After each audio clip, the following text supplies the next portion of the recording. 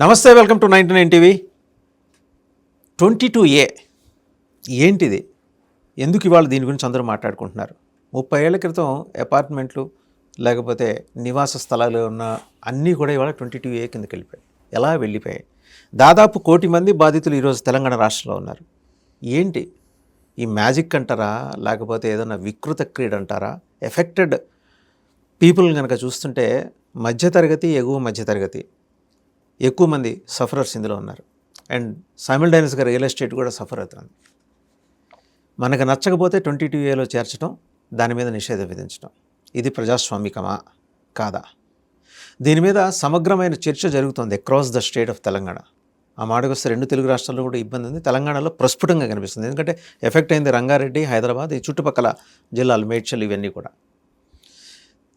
దీంట్లోని న్యాయాలు, అలాగే దీంట్లో జరుగుతున్న అక్రమాలు, వీటి మీద సమగ్ర విశ్లేషణ చేయడానికి మనతో ఉన్నారు. We must be proud of him. Kranti garu senior journalist. ఎందుకంటే మా కమ్యూనిటీ నుంచి, జర్నలిస్ట్ కమ్యూనిటీ నుంచి ఉన్నారు కాబట్టి మొదటి సీనియర్ జర్నలిస్ట్ అంటున్నాను. క్రాంతి గారు ఎక్స్ఎమ్మెల్యే, బీఆర్ఎస్ సీనియర్ నాయకులు, ఆందోళన నుంచి ప్రాతినిధ్యం వహించారు తెలంగాణ శాసనసభకి. సమగ్రమైన కథనాలు కూడా అందించారు టీవీ 9లో ఉండగా. రకరకాల అంశాల మీద వారు స్పృశించిన అంశం అంటూ లేదు. ఇవాళ 22A బర్నింగ్ టాపిక్ తెలంగాణలో.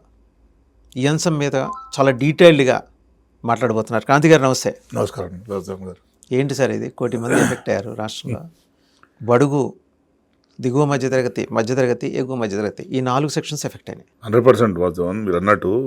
అసలు ఇది చాలా దుర్మార్గమైన వ్యవహారం. ఇది కూడా ఈ 22A అనేది, అసలు 22 అనేది ప్రభుత్వ భూములకు సంబంధించిన, అంటే వివాదాస్పద భూములకు సంబంధించిన వ్యవహారాన్ని సెటిల్ చేసేది. అంటే వివాదాస్పద భూములు ఉండడం వల్ల కొంచెం ఇబ్బందికర పరిస్థితులు రైతులకు వస్తుంది కనుక అట్లాంటి రాకుండా సో దాన్ని ఎట్లా పరిష్కారం చేయడానికి ఏర్పాటు చేసింది. అంటే సపోజ్ 22Aలో అసైన్మెంట్స్ భూములు అనుకోండి, అసైన్మెంట్ భూములను మాత్రమే దాంట్లో పెట్టాలి. అంటే గవర్నమెంట్ ఇచ్చిన భూములు, ప్రభుత్వ భూములే. అంటే ప్రభుత్వం ఎవరికి ఇచ్చింది భూములు? రైతులకు ఇచ్చింది, పేదలకు ఇచ్చింది, భూమి లేని వాళ్ళకి ఇచ్చింది. భూమి లేని వాళ్ళకు ప్రభుత్వం ఇచ్చిన భూమిని మళ్ళీ మిగతా వాళ్ళకు అమ్మకుండా, మిగతా వాళ్ళకు తాకట్టు పెట్టకుండా, దాన్ని ఏదో రకంగా లావాదేవీలు చేయకుండా ఆ భూమి లేని రైతుకి ఇచ్చిన కనుక అతను మాత్రమే ఎంజాయ్ చేయాలి, అతను జీవనం దాని జరగాలనే సదుద్దేశంతో, దాన్ని డీవియేట్ కావద్దనే ఉద్దేశంతో ప్రభుత్వం భూమి ఇచ్చింది. సో ఇచ్చుకుంటూ కండిషన్ పెట్టింది అనమాట, మీరు దీన్ని అమ్మడానికి వీల్లేదు. సో అల్టిమేట్గా ఏంది, భూమి ఇచ్చిన కనుక భూమి మీద తను ఎంజాయ్ చేస్తాడు, తన పిల్లలు, కుటుంబాన్ని పోషించుకుంటాడు. కానీ ఇప్పుడు సడన్గా వచ్చి ఆ భూమిని నిషేధ జాబితాలో పెట్టారు. సరే ఓకే, నువ్వు అమ్మడానికి లేదు, ఏం లేదంటే అంతవరకు అది అంతవరకు బాగానే ఉంది. కానీ ఇంకా చాలా ఉన్నాయి దాంట్లో. నీకు అసలు పట్టా భూములు ఇప్పుడు నిషేధ జాబితాలో పెడుతున్నారు. విషయం ఏంటంటే పట్టా భూముల్ని 1955లో 1960లో ఉన్న పట్టా భూముల్ని సడన్గా ఇప్పుడు నిషేధ జాబితాలకు వస్తున్నాయి, 22Aలకు వస్తున్నాయి. అని 22Aలో పెట్టాల్సింది అసలు ల్యాండ్ కదా, ప్రభుత్వ భూములు పెట్టాలి కదా. కానీ అట్లా కాకుండా నువ్వు పట్టా భూముల్ని కూడా ఇప్పుడు నిషేధ జాబితాలో పెడుతున్నారంటే మరి దీంట్లో అధికారుల లోపమా, లేదా అవగాహన లేకపోవడమా, లేదనుకుంటే ఇంకా వేరే ఏదైనా దీని వెనకాల ఉద్దేశం కదా అనేది అర్థమవుతుంది. కుట్రకోణాలు ఏమైనా ఉండే అవకాశం అంటే ఒకటండి, నాకు అర్థమైతే ఏంటంటే దీంట్లో కమిషన్లు, డబ్బులు వసూలు ఉండొచ్చు అనుకుంటున్నాను నేను. ఎందుకంటే ఒకరు కాదు, 2 కాదు. హైదరాబాద్లో 1 కోటి మంది ఎఫెక్ట్ పడుతున్నారు. హైదరాబాద్ శివార్లో outer ring road, outdoor ring road బయట నీకు 1 కోటి మంది కూడా ఎఫెక్ట్ పడే పరిస్థితి వచ్చిందంటే దీని వెనకాల కుట్ర. ఏం కుట్ర ఉంటుందంటే డబ్బులు సంపాదించాలని కుట్ర, పైరవికారులకు ఉపయోగపడే కుట్ర. అంటే మరి పైరవికారులకు ఉపయోగపడే కుట్రకు ప్రభుత్వం జీవోలు ఎందుకు ఇస్తుంది అంటే ప్రభుత్వం తెలియకుండా జరుగుతుందా అని మనం అనలేము.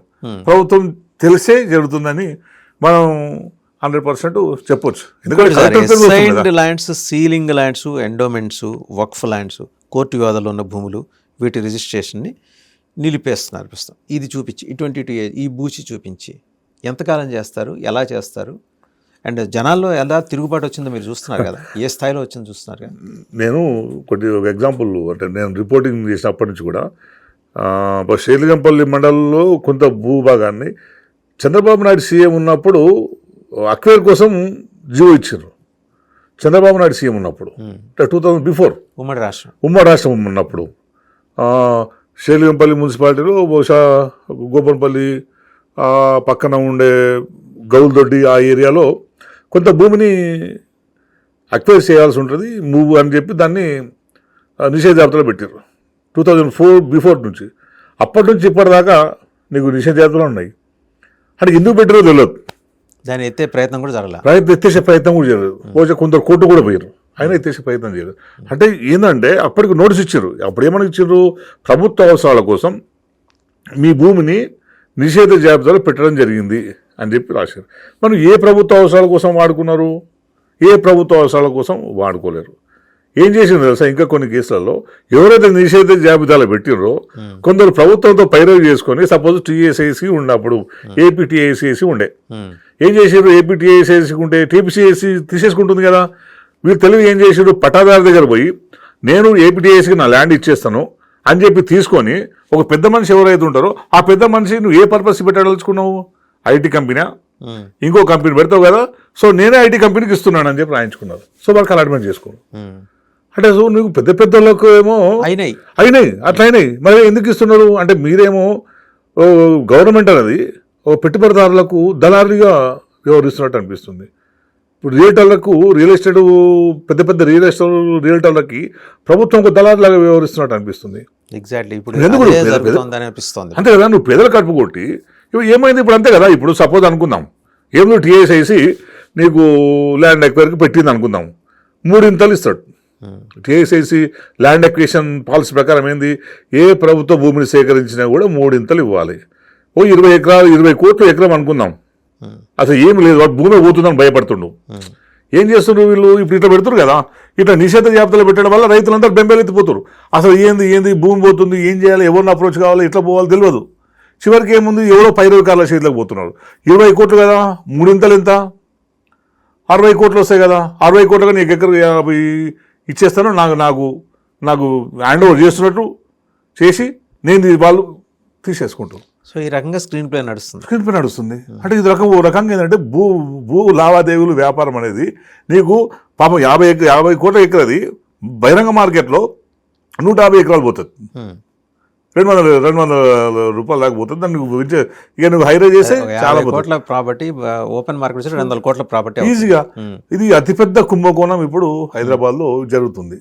సో మరి ఇది తెలిసి జరుగుతుందా, తెలియకుండా జరుగుతుందా, ఈ నిషేధ జాబితా అనేది ఏంది, దీని వెనకాల క్రాంతి గారు మీరు ఒక ఇన్వెస్టిగేటివ్ జర్నలిస్ట్, మీ పరిశీలనలో ఇన్నేళ్ల సుదీర్ఘ ప్రయాణంలో మీరు ఇలాంటి కథనాలు కొన్ని ప్రత్యక్షంగా చూసుంటారు, కొన్ని పరోక్షంగా వినుంటారు. తెలియకుండా ప్రభుత్వానికి జరుగుతుంది అంటే మీరు నమ్ముతారా? తెలియకుండా జరగడం అనేది ఇంపాసిబుల్ అండి. ప్రభుత్వంలో ఉన్న పెద్దలకు తెలియకుండా ఏది జరగదు. మరీ ముఖ్యంగా ఏంటంటే ఈ గవర్నమెంట్ వచ్చిన తర్వాత ఏ ఆఫీసర్ కూడా వాళ్ళు టార్గెట్ పెట్టుకున్నారు అనమాట, ప్రభుత్వ భూమి విలువ ఇంత అయితే ఫలాని వ్యక్తితో టచ్లో ఉండాలి, 10 కోట్ల పైన కేటగిరీ చేసుకున్నాను అనమాట. సో నీకు అవుట్స్కట్స్లో ఉన్న ఏ భూమి కూడా మినిమం 100 కోట్లకు 50 కోట్లకు కార్డ్ రేటు 20 కోట్లకు తక్కువ లేదు. నువ్వు విత్ ఇన్ అవుటర్లో ఉన్న ఏ ఏరియా చూసుకున్నా కూడా.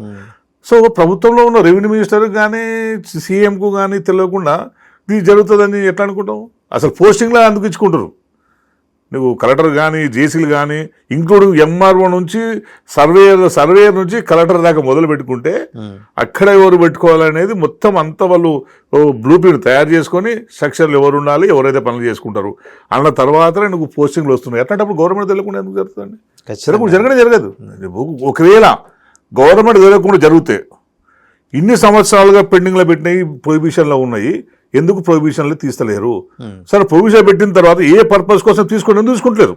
తీసుకోవాలి కదా. ఓకే, మీరేదో ఐటీ ప్రాజెక్టో లేకపోతే ఇండస్ట్రీ అనుకుంటారు, మరి రావాలి కదా, తీసుకోవాలా? ఐటీ ప్రాజెక్ట్ లేదు, నీకు ప్రభుత్వ అవసరాలు తీసుకున్న లేదు, అమ్ముకోవడం అనేది ప్రభుత్వం ఇందిరమ్మ ఇళ్ళ కోసం తీసుకున్నారు, పోనీ అదనే చెప్పాలి కదా. చెప్పాలి. సరే నువ్వు తీసుకున్నావు అనుకుందాం, నువ్వు పేదోళ్లకు ఇల్లు కోసం తీసుకోండి, ఓకే సంతోషం. ఇంకేదన్నా గవర్నమెంట్ ఆఫీస్లో తీసుకోండి, ఓకే.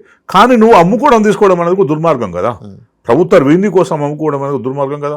ఓ ప్రైవేట్ పట్టా ఉన్న వ్యక్తి భూమిని నువ్వు గుంజుకొని నువ్వు అమ్ముకోవడం, రియల్ ఎస్టేట్ వ్యాపారం చేసుకోవడం ఏంది? ఆయనతో కావాల్సిన జాయింట్ వెంచర్ చేసుకోండి. Entire scheme is being driven by real estate mafia. మొత్తం రియల్ ఎస్టేట్ మాఫియా నడుస్తుంది. అది కూడా టాప్ ఎవరు క్రీమ్ పీపుల్ ఉంటారు. అంతే కదా. ఇప్పుడు పెద్ద వాళ్ళు ఎంచుకున్న వాళ్ళకి నడుస్తుంది. మీరు డిస్కషన్ పిలిచినప్పుడు నేను అసలు ఏం జరుగుతుందని ఇట్లా ర్యాండమ్గా నాకు పరిచయం ఉన్న జర్నలిస్టులకు ఫోన్ చేస్తుంటే ఒక మిత్రుడు పెట్టిండు, ఓ సర్వే నెంబర్ సమ్ కాజీగూడలో ఓ సర్వే నెంబరు 5 ఎకరాలు ప్రొహిబిషన్లో పెట్టాడు 2 years కింద 2-3 years కింద పెట్టారు. ఇది ఎందుకు పెట్టారు అంటే వాళ్ళు ఎవరు అడిగిరంట అన్న నాకు అమ్మనంట అమ్మలేరంట 3-4 నెలలకి ప్రొహిబిషన్లో పెట్టిర్రు. అట్లా పెడతారంటే పెట్టిరన్నా కలెక్టర్ కూడా జీవో ఇచ్చాడు, నాకు ఆ జీవో కాపీ కూడా అలా పంపించాడు. సేమ్